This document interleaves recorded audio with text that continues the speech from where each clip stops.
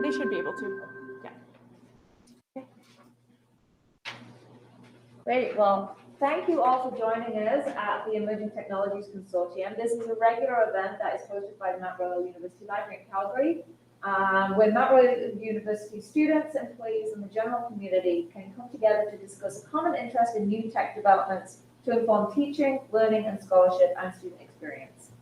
The ETC holds events for those who explore and adopt emerging technologies to come together to generate ideas, foster connections, and share knowledge and expertise. Topics of discussion include a variety of things, including virtual and augmented reality, 3D printing, esports, and events are recorded on the and posted on the MRU Library YouTube channel as a playlist for the Emerging Technologies. This event will also be recorded today, so you'll be able to watch it afterwards or share it with your friends. We host this event today at Mount Royal University in the city of Calgary, which has the Blackfoot name of Mohkinstsis, meaning elbow.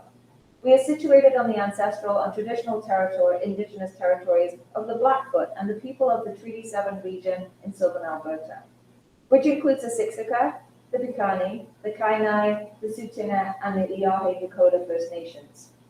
This is also the home to the Métis Nation of Alberta Region 3.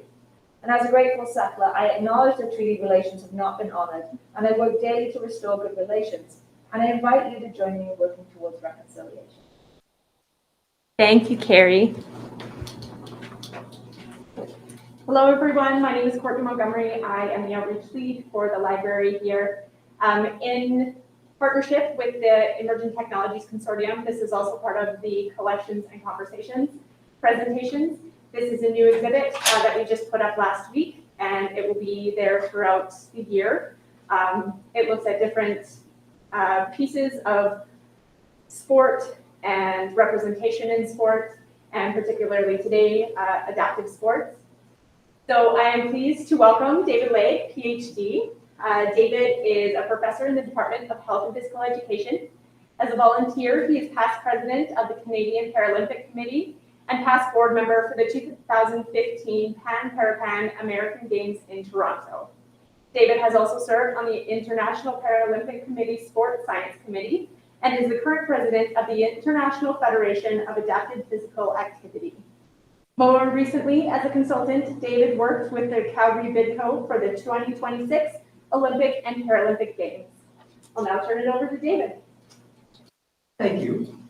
Thank you very much for hosting me today, and thank you for inviting me to come and talk about a topic that I'm very passionate about. It's one that I guess in some respects is my life's work, and so it's something that I very much enjoy chatting about and talking about with other people. And so what we're going to converse about today is the convergence of technology with adaptive physical activity, and in particular, Paralympic sport. And para stands for parallel, so the Parallel Olympics for athletes with a physical disability. So if you'll allow me, I'm going to jump right into it. Before we get to the technology piece, I want to just lay a context insofar as the history of the Paralympic movement and just to provide a bit of background as to how technology has played a role and the intersection between the disability sport movement and the able-bodied sport movement. So the Olympic Games have their genesis going back, centuries to ancient Greece, and then there was a hiatus, and then they were reinstituted in the late 1890s, early 1900s was when the modern Olympic Games started. The Paralympic movement didn't actually begin until following World War II, and there were really two things that provided the impetus for that. Number one was the return of a volume of individuals with similar types of injuries, primarily spinal cord injuries, to the various countries that were involved in World War II. And it was this great number of individuals coming to these countries all at the same time that created this impetus to have rehabilitation hospitals. Secondly, was the invention of penicillin. What's penicillin? Stops infection. Prior to the invention of penicillin, if you had sustained a spinal cord injury, your expected lifespan following the advent of the injury was really only 1 or 2 years. And typically it was through infection that then resulted in death. And it was things like pressure sores. And so the medical community hadn't advanced to that point where they understood that lying in one spot for a period of time would result in pressure sores, which would result in infection, which would result in death. Typically, if you sustain a spinal cord injury, the action that doctors would take place was just bed rest. And so again, the idea of rehabilitation for persons with spinal cord injuries didn't really get rolling in part of the plan, because people weren't around that long. And so it was really more of a palliative approach to dealing with people with spinal cord injuries. But because of penicillin, suddenly the lifespan for persons returning from World War II that had spinal injuries was the same as able-bodied individuals, which was around at that time anyway, 65. So there's suddenly this rationale. People are going to live for another 40 years, 45 years. There was this pressure to ensure that they, were able to return to the communities, society in general, to start working, to have families, and all these things. So this idea of rehabilitation really took hold. And this happened in most countries that were involved in World War II, but there's one in particular that gets most of the credit insofar as kind of how this all started. And it was a hospital called the Stoke Mandeville Hospital, which is northeast of London, England. And there was this particular doctor there named Ludwig Guttmann, who really took on the idea of sport and recreation as the means to achieve goals for rehabilitation. And so instead of just doing shoulder raises ad nauseum, how about going and doing an archery competition? And we're going to do it bilaterally, and so we're working the muscle groups throughout the body, and as a result, it could become more enjoyable.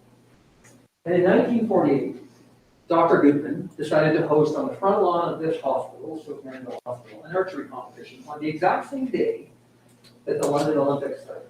And if you'll recall, during World War II, the Olympics were canceled. So there were the Olympics that were held in Berlin prior to World War II. Those are the Hitler Olympics. Then there was the period of time during the war itself where the Olympics were canceled. And then in 1948, they were reinstituted in London. The exact same day, Ludwig Guttmann decides to host an archery competition for paralyzed war veterans. I think there were 11 total athletes or patients from the hospital. And this gets seen now as the advent, the beginning, the genesis of the Paralympic Games. The Stoke Mandeville Games evolved slowly over time following this initial competition. And in 1960, Guttmann, at this point in time, had decided to try and take it to another level and approach the International Olympic Committee, which was hosting the Olympic Games in Rome, and said, we would like to do something similar, but for people with spinal cord injuries. The IOC said that they were not interested in hosting a separate games for people with injuries, but if Guttmann wanted to organize his own games, he would certainly be capable of doing so. We did, and again, you have to remember, in the late 1950s, the processes that you must have had to have gone through pre-internet to organize 23 countries, approximately 400 athletes, all with spinal cord injuries, mostly from Europe, but to get to Rome and then to participate in these first games was just an administrative undertaking of really something that we can't comprehend, or something that we just can't appreciate again, pre-internet days, right? You just can't send out a tweet. Hey, we're going to meet in Rome, see you there. And again, you think, Rome, I would suggest, is the most accessible city now, let alone in 1960. Nonetheless, these are the first international Paralympic Games that took place. Connections to the IOC, connections to the able are growing, but are still not perhaps to the connectivity that they are today. The Paralympic Games are held in kind of a haphazard way from 1960 to 1988. Sometimes they were in the same city as the Olympic Games, sometimes not. So for instance, in 1976, when Montreal hosted the Olympic Games, the Paralympic Games, although they were called at that time the Toronto Olympiad for the physically disabled, they were held in Toronto. 1988, when Calgary hosted the Winter Olympic Games, the Paralympic Games were actually held in Innsbruck, Austria. It was 6 months later that the Summer Olympic Games were held in Seoul, Korea. And if you'll recall, this was just before the change happened in the Olympic Games schedule, where they went from hosting the Summer and Winter Games in the same year to then altering every 2 years. And that didn't happen until 1994. But in 1998, the Korean government hosts the Olympic Games in 1998. Those of you that are sport aficionados and Canadians will recall that those are the games where Ben Johnson beat Carl Lewis in the 100-meter race on Friday night. The Saturday morning tested positive for snazanol and was then declared basically a Jamaican by Saturday afternoon and was no longer, considered Canadian because of this, tremendous angst and embarrassment that Canadians felt. And I'm joking that he was declared Jamaican, but it was this issue of it was just this huge embarrassment of that we were so excited on Friday night and so disappointed on Saturday afternoon. The Paralympic Games were held a couple weeks following in Seoul, Korea. And the Korean government had decided that they were going to host both games. And they were going to do so in the same venues with a similar organizing committee, have a similar style of opening ceremonies. And this had never been considered before. And it set a precedent, and it set a standard and a benchmark that from that point on was then followed. So the following Summer Games in 1992 were in Barcelona. They held both. In 1996, they were in Atlanta. They held both. In 2000 in Sydney, they both. And so that pattern has followed ever since the Summer Games in Korea, and that's why Calgary didn't host the Paralympic Games in 1988. That precedent had not yet been set until 6 months later. In 2000, I mentioned that the games were held in Sydney, and this picture here to my left is Juan Antonio Samaranch, president of the IOC at the time, Dr. Robert Stedford, who was the president of the International Paralympic Committee at the time. And Dr. Stedford was a professor at the University of Alberta, now professor emeritus. He was my supervisor for my doctoral thesis in the 1990s, which is in part how I got connected into the Paralympic movement. So Dr. Stedford and Mr. Samaranch in 2000 in Sydney signed an agreement whereby every city that bid to host an Olympic Games also had to host the Paralympic Games. And so this precedent that was set by Korea was again done so unofficially, but in 2000 it was mandated. And so any city now that wants again to bid to host an Olympic Games also has to host the Paralympic Games. That agreement continues until 2032. So that just kind of sets the framework for what I'm talking about. The Paralympic is the parallel Olympic Games for people with a physical disability. You may be asking yourself, what about the Special Olympics? Those are for people with an intellectual disability, which would be a standalone organization. Also has a Canadian connection, but is different than the Paralympic Games. And then the third grouping would be the Deaf Olympics, which are for people who have hearing. And again, they actually have their genesis in the 1920s, 1930s in France, but again, a separate organization. And so the only one that I'm going to be speaking to today anyways is the Paralympics, the Parallel Olympics for people with a physical.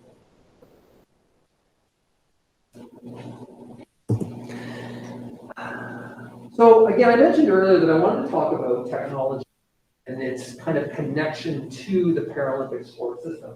And I'm going to do so by looking at how it's going to impact the future of the movement. And really there are three options. It can remain the same, where there's a separate parallel Olympic Games with a physical disability and the Olympic Games, and they operate as they are parallel tracks. There's a little bit of interaction between the two, but for the most part they are separate entities. You could argue that they separate, and perhaps the Paralympics decide we're no longer even going to host games in the same city as the Olympics. We're big enough, we're strong enough, we can go our own way, and we can even become further separated from the Olympic movement, or we can converge and we can come together and it becomes one sporting movement for all individuals. I'm going to argue, because of technology, that the convergence is going to take place, and perhaps more quickly than some had anticipated, even perhaps 5 years ago.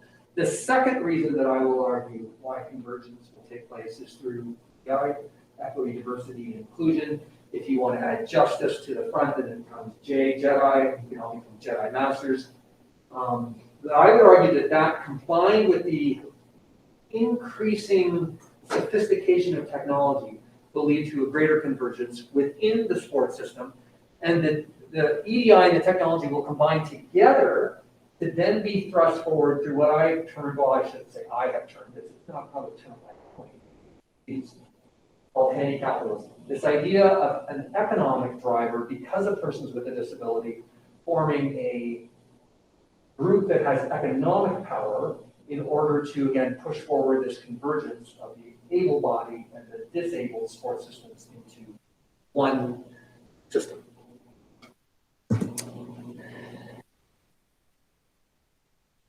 The technology. I've got 3 examples there. And because of time, I don't think I'll spend, I won't necessarily go to the commercials themselves.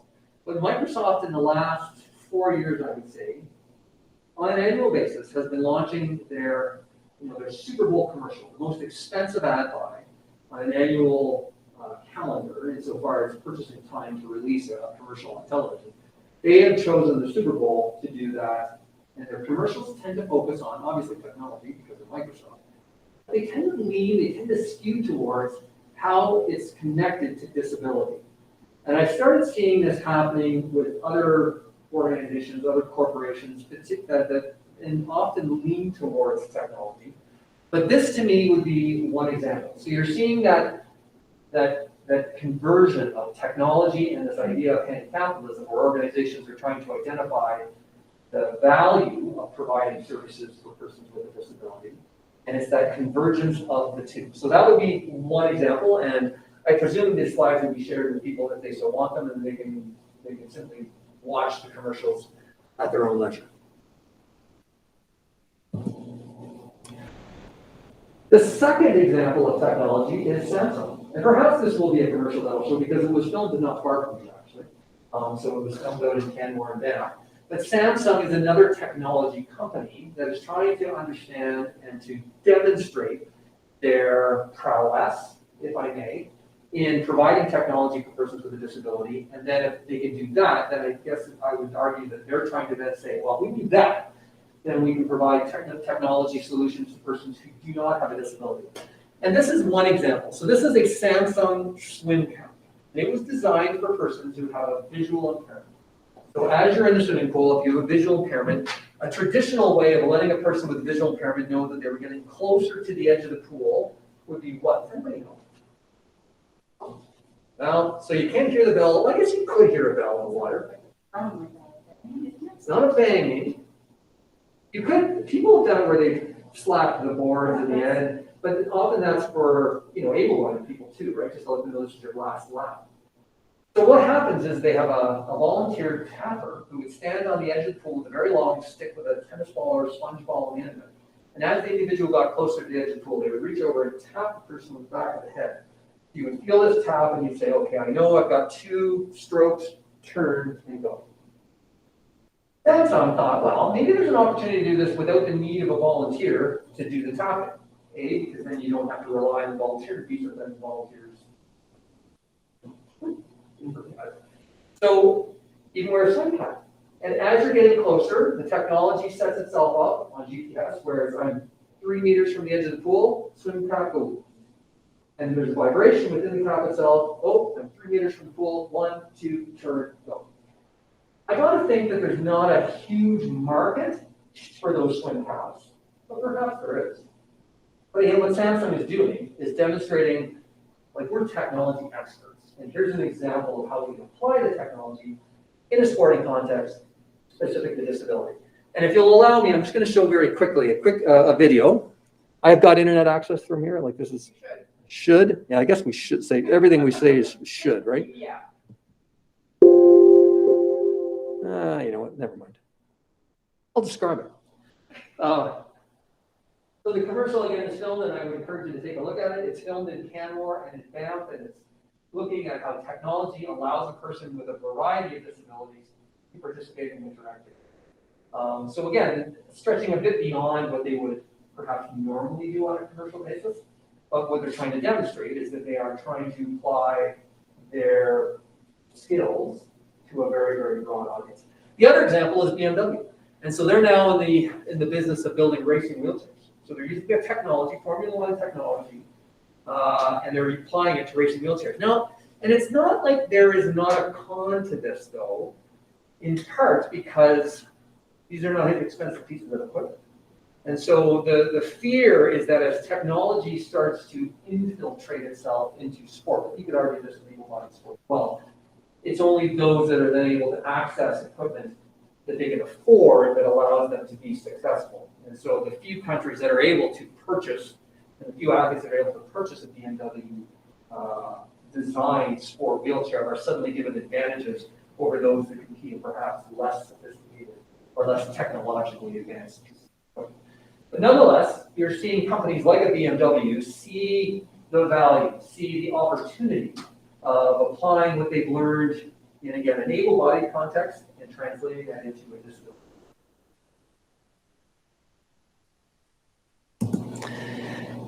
Two other examples of technology, and these are local, which is why I wanted to profile that.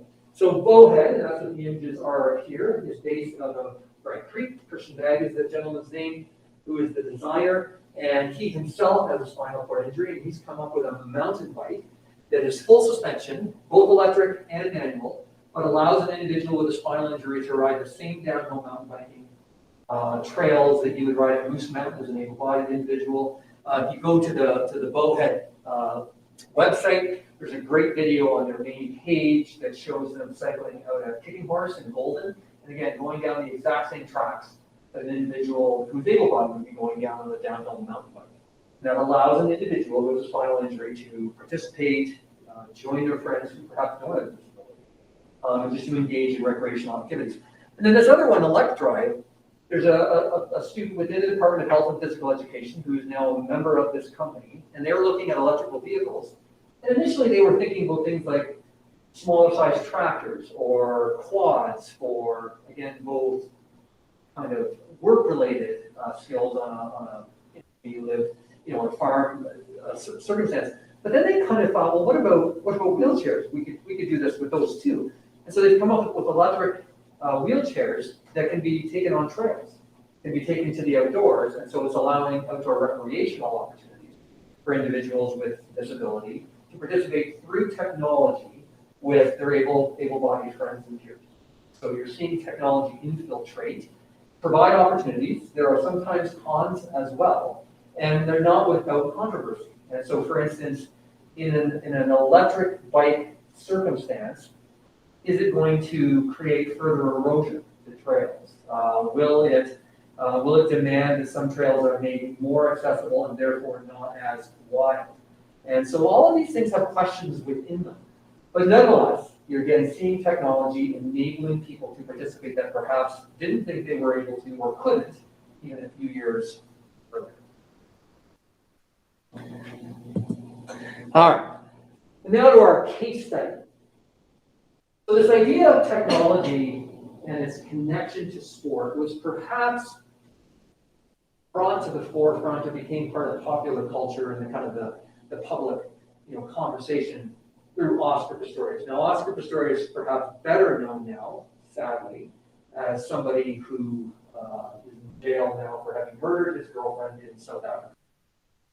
Again, the conversation I'm having about him is unrelated to that instance, but it's certainly what he is perhaps best known for now. That's maybe not be the right word, but nonetheless, that's how he's most well known now.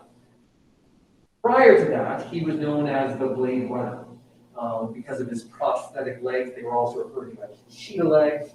And going back as early as 2006, he was wanting to compete against able-bodied athletes at the highest level in the Olympic Games. And so he started training with the South African team. He petitioned the IAAF, which is the international governing body for track and field, to allow him to do so. He petitioned the IOC to allow him to compete in Beijing, the 2008 Olympic Games. And he wasn't quite at the level where he would have qualified time-wise. So because initially what they said, well, don't even talk to us until you're making the qualifying time to make the South African team in order to compete in an able-bodied context. And until you do that, we're not even going to really consider this too much. He wasn't quite there yet. So it didn't really become an issue. But it did.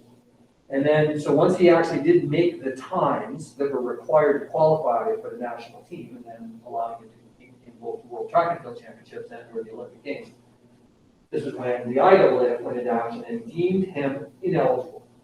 And they did so because they argued that the prosthetic legs that he wore, the two cheetah legs, were better than a human leg. Or I should say human leg, an able-bodied person's non-amputated leg.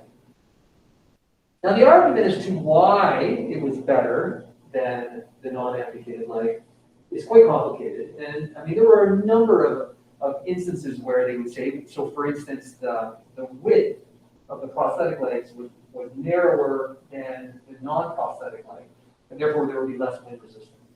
The energy return on the ankle joint was such that it was more energy efficient than the non-amputated leg. Where I think perhaps it got complicated was coming up with the algorithm that both looked at potentially the mechanical advantages, agreed, but it didn't necessarily take into account the mechanical disadvantage. So for instance, the interaction between the stump and the prosthetic itself, the inability to get perhaps into a deeper crouch because the prosthetics didn't allow that to happen. So there were other elements that were argued to actually disadvantage him compared to a person who didn't have prosthetics that weren't necessarily taken into account in this algorithm. Ultimately, he petitioned against it, and by this point in time, the Beijing Games had ended. So he missed his opportunity to compete at the Beijing Olympic Games. He was not eligible. And I can't remember exactly. He may not have actually gotten the times of the last. And I'm not sure on the specifics on that. Nonetheless, he didn't compete in the Olympic Games in Beijing, but he did compete in the Paralympic Games. Beijing. Fast forward, the London Games are coming up in 2012, and he again is thinking and wanting to participate and compete in those games, and so he reapplies to be allowed permission to do so. There's some back and forth as to whether or not he's eligible. Ultimately, the Court of Arbitration has scored.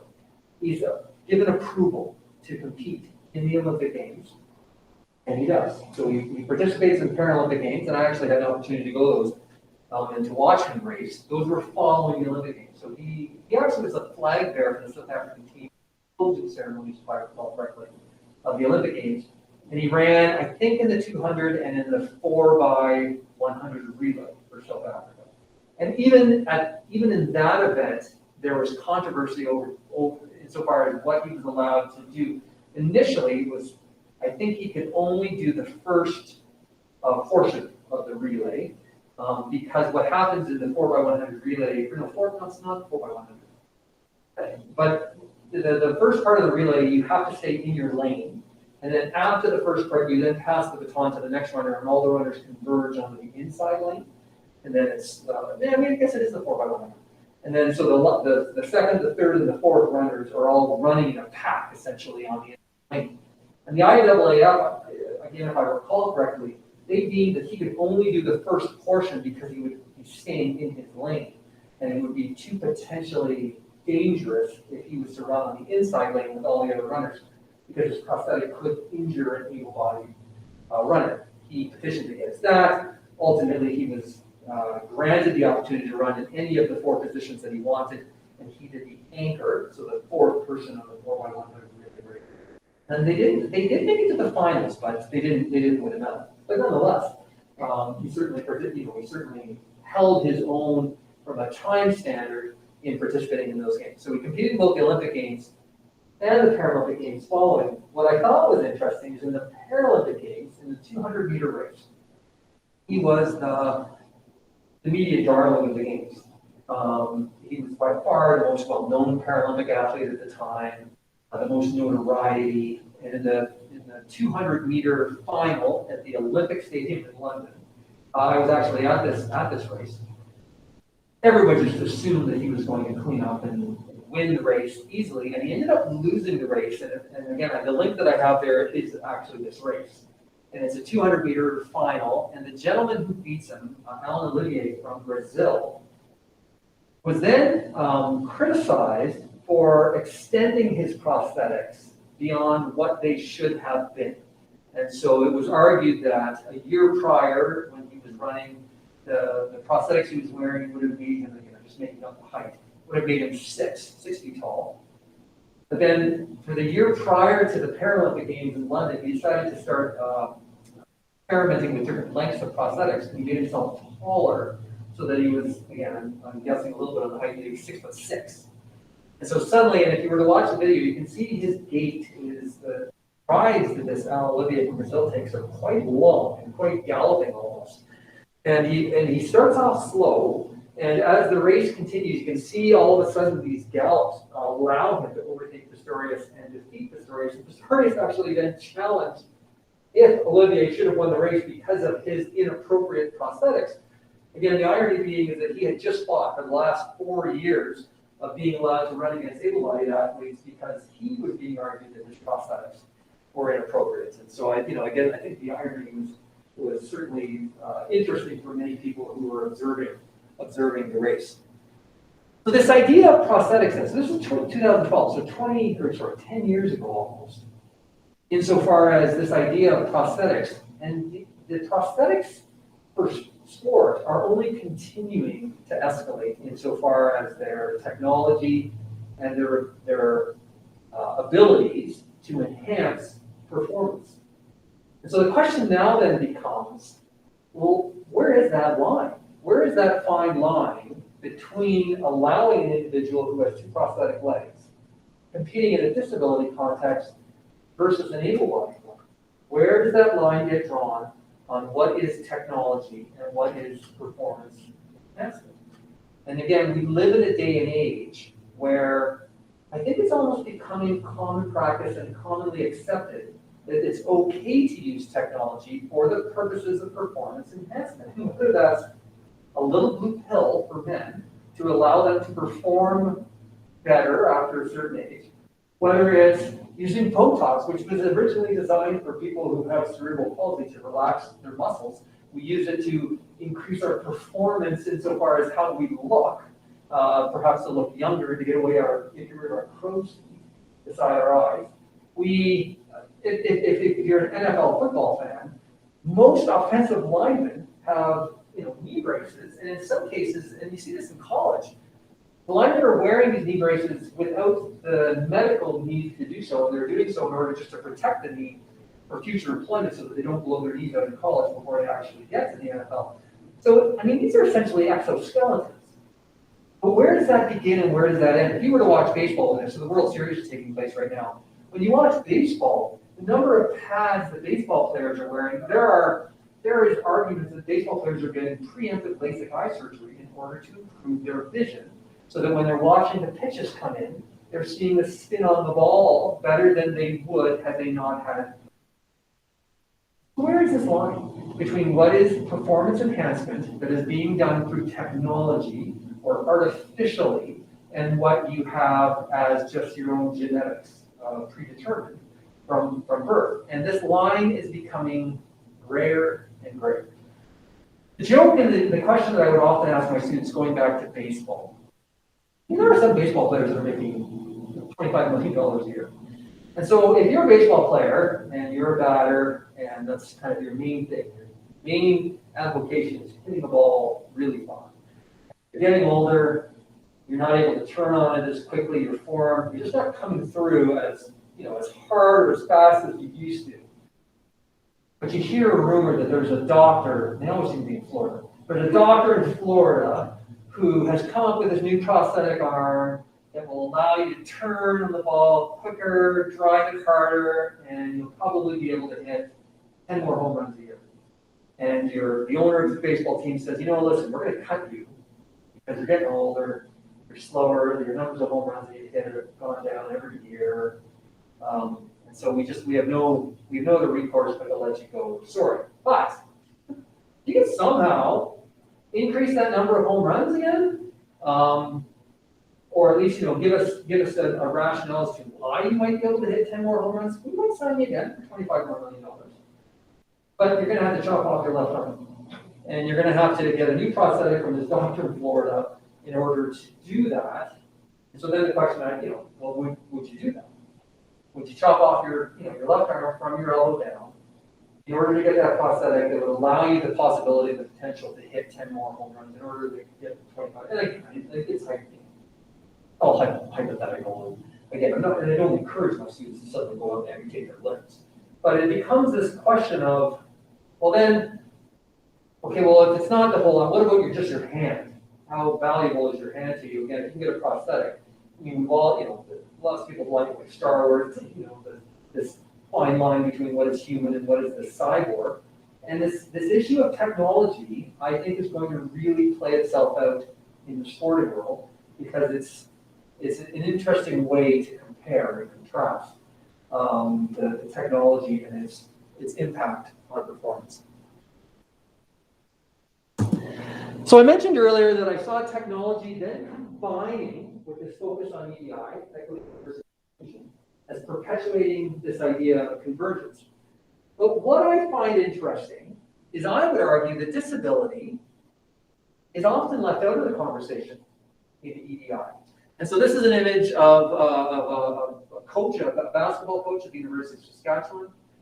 She's wearing a t-shirt that is encouraging the participation of more minority marginalized groups in sport, but it doesn't talk specifically to disability. That doesn't mean that the shirt is suggesting that disability shouldn't be included in this conversation, but it's not overt. This is another example. So this is Principle 6 in the Olympic movement, and it talks about non-discrimination.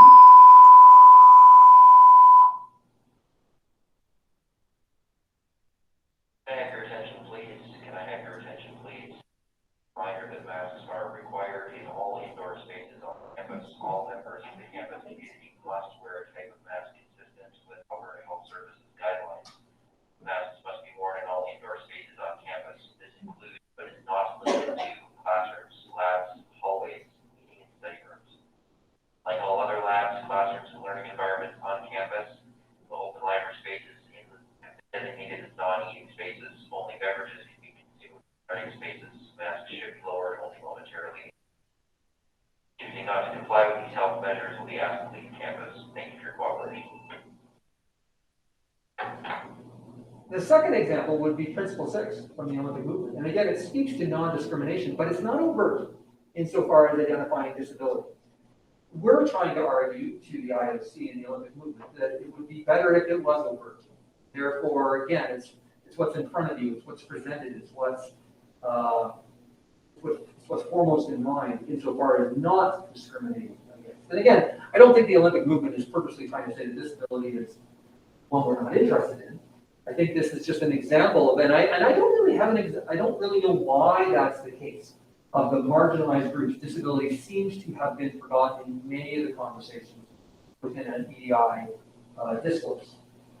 That all being said, I think it's starting to change. And these are just some examples of organizations and groups that are really starting to push the agenda, I guess you could say, from a social marketing perspective, and just kind of a general discourse insofar as the importance and the value of being inclusive as it relates to persons with disabilities. So we at 15, which is representing 15% of the population, so the world's population, which is already to have by definition a disability, which is a massive group of individuals who, for the most part, corporations are overlooking or missing. The Convention on the Rights of Persons with a Disability through the United Nations, and then you're also seeing the corporate world in a new group called the Valuable 500. These include like the Coca-Cola, the Procter & Gamble, and they're committing to being more inclusive in their hiring practices, in the products that they sell and how they sell them, and why they sell them, so on and so forth. So you're seeing this convergence of corporate, NGO, and kind of the social side of things driving, I think, this renewed focus, or not a new focus on disability. And then the last piece that I'm going to suggest leading to this convergence, we talked about technology, we talked about EDI, is this term called handy capitalism. And again, these are just two examples, one being IKEA, the second being Toyota. And the links that I have here will take you directly to those commercials and stories that I would argue align to this convergence of technology and EDI and then being purported through a corporation. The Toyota commercial is all about them changing from a motor car company to a movement company, and in particular, a movement company for everyone, regardless of ability. And this IKEA story that I'm showing you is actually based on an IKEA in Israel. And it was an individual who had cerebral palsy and was talking about he doesn't want to buy a couch where he then has a difficulty getting out of the couch. And could there be some small life hacks that allow him to purchase that couch, but just to adapt it so that he could then use it more easily as an individual with cerebral palsy. And so IKEA has come up, they do these hackathons now where they invite individuals with disability to come to the stores and they come up with solutions that are inexpensive and really are just using 3D printers. And so they're, for instance, they're just building things that you can now put underneath the couch so that it raises it up. that are attractive, but also easy to do and inexpensive to do. And like when you see the things that they came up with, you're like, duh. But until they actually had somebody kind of ask them to do it, it never. And so now they provide these, again, 3D printing, I can call them recipes, online for free, and you can do them wherever you want. So we can do them here in our library, or we print out these life hacks for IKEA products that allow a person with a disability to use them more easily on their own. And then the final argument that I'm going to make is that it's just the right thing to do. And so regardless of whether there's media movement, regardless of whether there's an impetus of technology, and regardless of the economic handicapitalism argument, it's an image like this, where I see this little girl with a prosthetic leg, seeing behind her, this is an Australian story at Kmart, seeing an athlete who also has a prosthetic leg. And the ability for her to see herself as a high-performance athlete, whereas 10 years ago, that would never have been the case. Maybe not 10. This is now an opportunity for individuals who have disabilities, through technology, through equity, diversity, inclusion, and through kind of an economic driver to participate more fully in society. Now, obviously, the area that I'm most interested in is sport, but you could argue in society in any facet. And with that, I will conclude. I think I'm actually sticking on time. I'm happy to entertain any questions. I want to express my thanks to the library for hosting. I would be happy to entertain any questions, whether it's live or online after the fact. I'm more than happy to. Thank you very much for having me.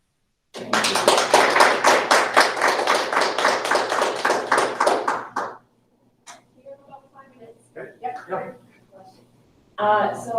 This is fascinating to me. My background is industrial design, and I'm wondering what your thoughts are on this idea of convergence.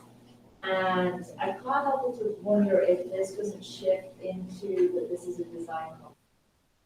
So I'm thinking about Formula One, and we're already seeing, like with the example that you showed there, does this start to become about design as those two things kind of. No, I concur. I agree. In my adaptive physical activity class, and I've only started doing this in the last couple of years. Their main project is an innovation project where I now partner with the Center of Innovation and Entrepreneurship at the Tech School of Business. And in part, I allow students, the instructions are, you have to come up with an innovation that enables a person with a disability to be more active more often.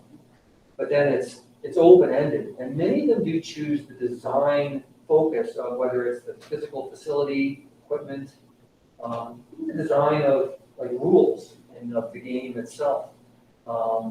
And so what can you manipulate, what can you change, what can you be creative in doing that then allows a person to participate more fully, more often.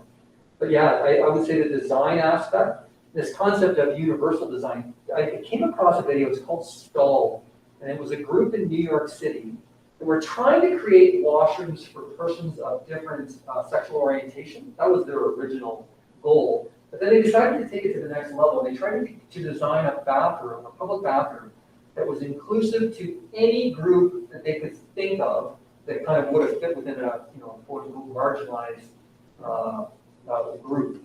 And it was fascinating to look from a design perspective insofar as heights of things, walls, mirrors, lighting, doors, etc. And so I suspect that design, I think, is incumbent on all of this. I wonder if it becomes that the athletes then are sponsored. You are now the Lamborghini. Prosthetics, you're the, whatever. Yeah, and I would argue that in some respects, this convergence is the able-bodied system, the IOC. The IOC now controls the marketing of the Olympic and the Paralympic Games, in part because I think they see this happening too, where corporations are wanting to be connected to these athletes who clearly demonstrate innovation, creativity, adaptability, the way of pivoting, all the catchy phrases that we've created in the last couple of years. Athletes with a disability demonstrate that probably more clearly than anybody. And I think we're just on the cusp of the global corporate world of seeing individuals with disability as marketable properties. then the sheep ratings, whatever they're called, I think are going to increase, and you're going to start seeing athletes with disabilities as marketable properties in the same way you would see, like Johnny Boudreau or something like that from the legal market perspective. Thank you so much, David. I'm sorry to cut this short. We do have a class in here next. But if anybody wants to send questions to David, please contact up here, and we will share the slides as well. Thank you. Thank you.